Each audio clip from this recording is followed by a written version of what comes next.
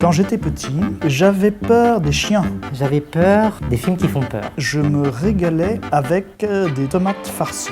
Les plats classiques, les coques au vin. Je lisais Spirou. Je lisais les journaux de musique. Je voulais être dessinateur de bande dessinée. Je voulais être journaliste à Okapi, c'est incroyable. Alors le rôle du rédacteur, il est très simple, comme son nom l'indique, c'est celui qui écrit.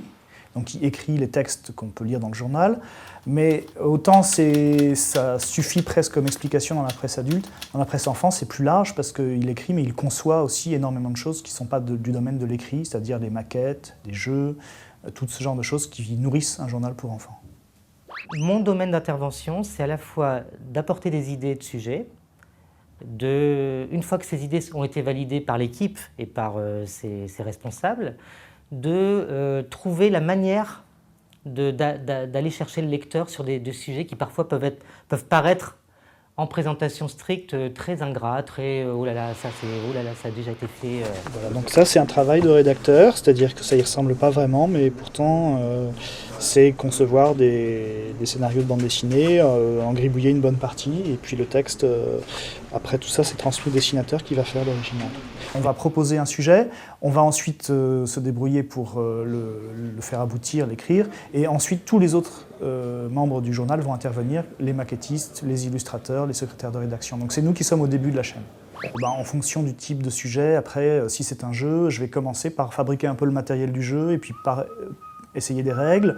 Si c'est une bande dessinée, généralement les idées me viennent un petit peu quand je fais la sieste.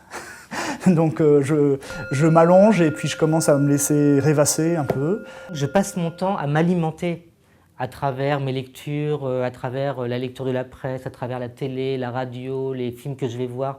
Je suis tout le temps en quelque sorte happé par des bouts d'informations et je me dis tiens, qu'est-ce qu'on pourrait en faire? Ça c'est une espèce d'obsession qu'on a en permanence quand on occupe un poste comme celui-là. Avant d'écrire un article, effectivement, il faut faire des recherches. C'est très variable selon le sujet. C'est-à-dire que sur un sujet un peu technique, scientifique ou histoire, il va y avoir un gros travail de documentation, recherche de livres, recherche via Internet aussi, et puis la plupart du temps, interview et rencontres de spécialistes. Et ici, on a fait un sujet qui raconte la vie des ados dans d'autres parties du monde, en Afrique en l'occurrence, en suivant des adolescents pendant une journée. Le reportage, c'est ça, c'est aller chercher sur place les mots, les émotions, les paroles. Et finalement, moi, ce que j'ai rapporté du Darfour, c'est d'abord ça, c'est cette capacité à pouvoir le raconter parce que j'y étais, que j'ai vu, et donc que je fais témoignage de ça. Voilà.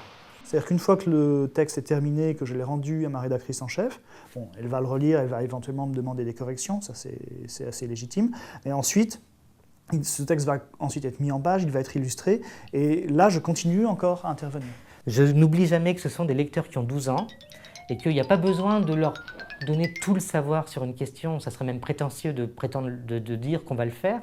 Moi, ce qui m'intéresse, c'est de leur donner le goût de ça, qu'un jour, quand ils sont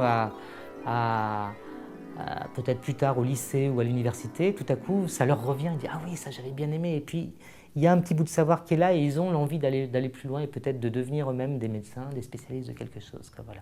Écrire pour les enfants, je pense que c'est aussi essayer de se mettre un peu dans leur peau et se dire toujours relancer leur intérêt, les faire rire, les faire rêver et puis avoir une part de fantaisie. Ça, c'est aussi ce qui fait le plaisir de ce métier.